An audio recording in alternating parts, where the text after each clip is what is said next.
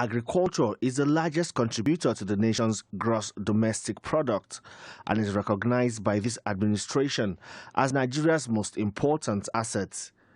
The National Young Farmers Scheme is driven by the National Agricultural Land Development Authority, which is saddled with the task of harnessing the full potentials of the arable land in Nigeria. NALDA is being resuscitated after being abandoned for close to 20 years. To this end, President Muhammadu Buhari has ordered that all NALDA's abandoned farm estates be retrieved. This is expected to enable thousands of youths to be engaged in farming and ensure that agricultural mechanization is achieved through this scheme. Agriculture is the backbone of our economy and the largest contribution to our GDP.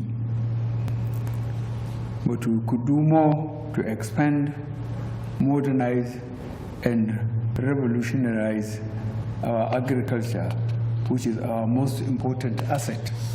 The scheme is aimed at empowering 1,000 farmers each from the 774 local government areas across the country, and it's to cut across all facets of agriculture. NALDA's mandate, as contained in the act that established it, is to bring development to the rural communities through the entire agricultural value chain, thereby creating job opportunities and wealth for the teeming population.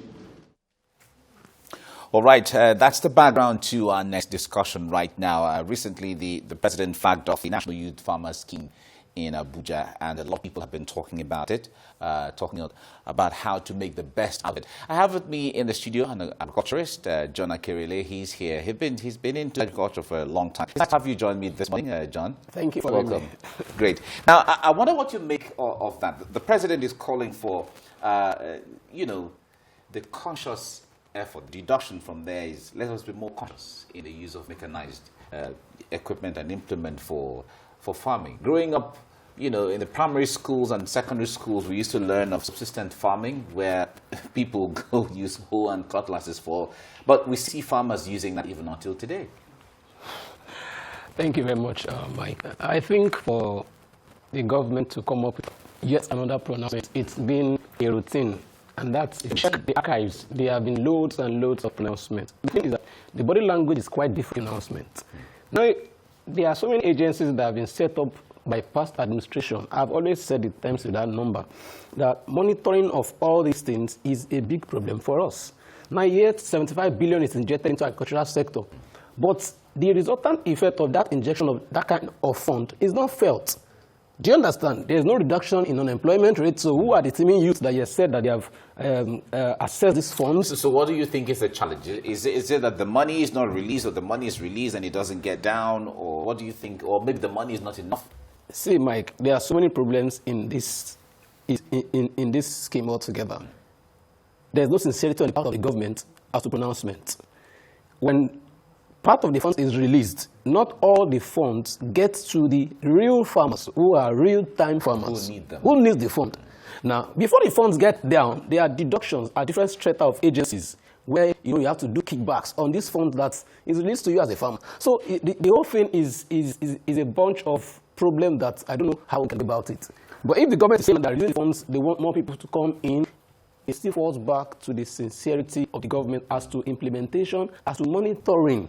Because that is where the major challenge is. But this is just coming up now. So maybe would it not be a good thing to give the government the benefit of the doubt and let us see how the plan is rolled out? This scheme now is going to, because from what the government is saying, is going to employ about 774,000 youths across the country. Should we not give them the chance and the opportunity, and then let's see how it goes? Well, if you say we should give the government a chance, I would buy to that school of thought. The question remains that the 774 job creation scheme, what has happened to it? So if the government is saying that is just a projection, it's just projecting that if this is done. But the point is, will it be implemented to the latter? Because ordinarily, if all of these other policies, other funds have been injected into the agricultural sector over the years, I'm not talking about the present one now, let's just take a look back at some of the funds that have been injected. Now, what is the resultant effect of those funds? It's just, I don't know what to say. So it means that the unemployment is not reducing. So where the funds going? So we are giving them the benefit of doubt. Yes, we'll give them a benefit of doubt. But then it still boils down to the of the government. All right. Let's tour the path of the ideals now. Okay. The government is coming up with a scheme of this kind.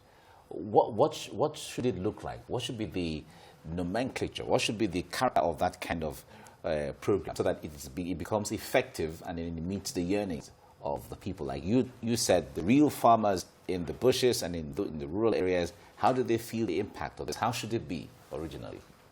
I think the same way we go about the campaigns and we get to the interior of the interiors with our posters and banners and handbills, the same way funds, seedlings, implements, farm tools should go to the interior. Do you understand? In a case where there are no good roads, give them good roads. So when they produce, there's access to road to take the products to the market. Do you understand? There should be room for consistent and continuous training and retraining of farmers. Okay? There should be a place more like a warehouse where farmers can go access seedlings. Okay? There should be a point where there is a lot of repackaging, okay, processing.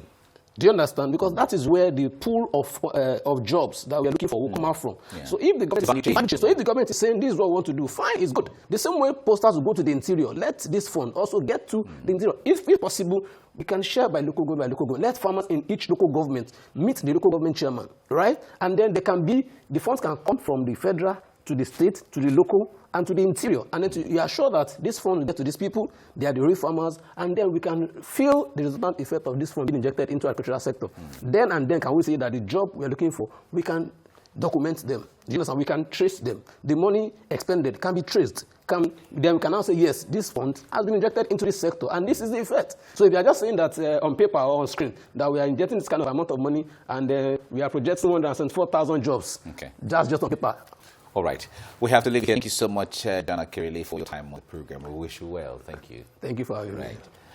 Right. This is where we come to the end of the program today. Let's tell you that the views and reaction of our guests and guests have no connection with VC News. Thank you all for watching the Breakfast Show this morning. Join us again for another edition on Monday.